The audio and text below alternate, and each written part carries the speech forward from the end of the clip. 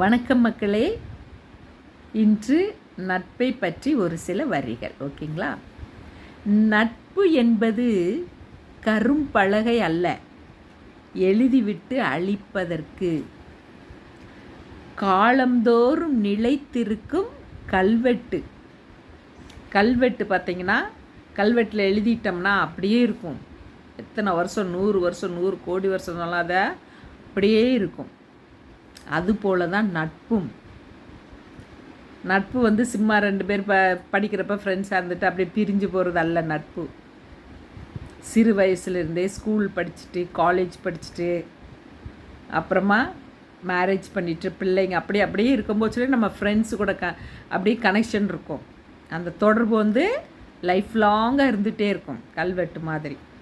So அதுதான் உண்மையான நட்பு. ஓகேங்களா? எனக்கு ஃப்ரெண்ட்ஸ் இருக்காங்க. சின்ன வயசில் இருந்த ஃப்ரெண்ட்ஸ் வந்து இப்போ வரைக்கும் இருக்கிறாங்க. அந்த கனெக்ஷன் இருந்துகிட்டே இருக்குது.